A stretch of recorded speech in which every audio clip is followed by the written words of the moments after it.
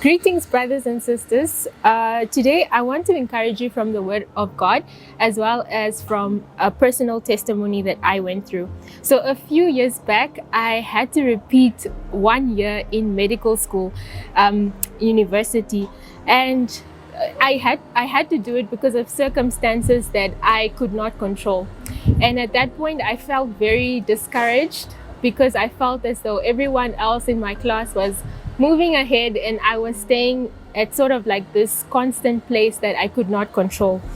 So I was very down in that point of my life, up until I got encouraged from the Word of God. And God told me that I should continue to trust in Him and that I shouldn't sort of measure my life according to the standards of the earth, and that God's timing is actually different from how we see the timing in our lives. So I got encouraged because at that point I also felt as though so much has been taken from me, because it wasn't only at school, it was at home, family life. I felt as though the devil was taking a lot from me.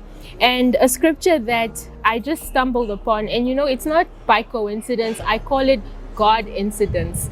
So a scripture that I stumbled up, or that I got, was Joel 2 verse 25 to 27, which said, I will restore to you the years that the swarming locust has eaten, the hopper, the destroyer, the cutter, my great army which I sent among you.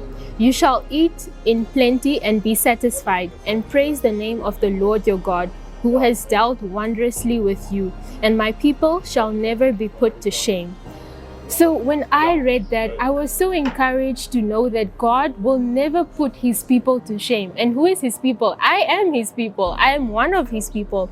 And that encouraged me to say that God will not put you to shame in a way, and that He will remember the trials. He will remember what you have gone through. Another scripture that a friend shortly shared with me after that was the scripture in Esther chapter 6 verse 1 to 3, where I'll just be paraphrasing, where Mordecai, the king, right, King Xerxes, he asked, can you please bring my book where I record all my history? Because when he got the book, he saw that Mordecai had actually done something great in the past that had saved him, or that had prevented him from actually being killed back then. And he was like, I have to remember this Mordecai. I am reminded that this Mordecai has done something great for me in the past as well. And that encouraged me to continue serving in the things of the Lord. At that moment, it's so easy to kind of like draw away from God. It's so easy to kind of just like be discouraged, to be depressed, and to think that you're alone.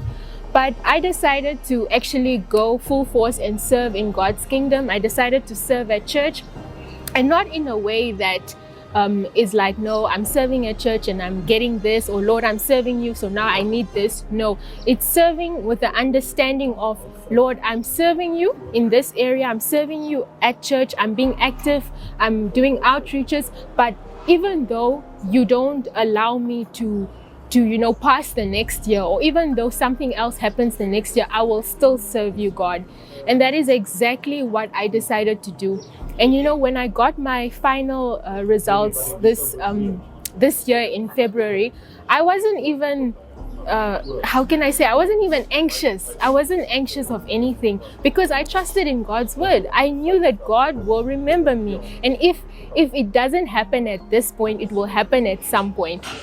And then that day, I remember I was actually helping with the media team at church, and I was just really in my own thing, helping editing, learning a few things here and there that I could also help later on at church. And I got a message saying that I passed this specific module that has been dragging for those years. And at that point, I was like, thank you, Lord, like, praise your name, you're so good. And one thing I just like to encourage you is not to draw away from God when you do go through hardships, because it's exactly what the enemy wants to happen, is to kind of like put you in a place of isolation, but rather to draw near to God, to draw towards his things, because now I see that I have a purpose that's not only in medicine, but I have a purpose that is for God's kingdom. So I would like to encourage you guys to continue to serve in the house of the Lord, and not to be discouraged when things don't seem to go your way, because God's timing is not our timing, and we need to understand that. So be encouraged, brothers and sisters. Bye.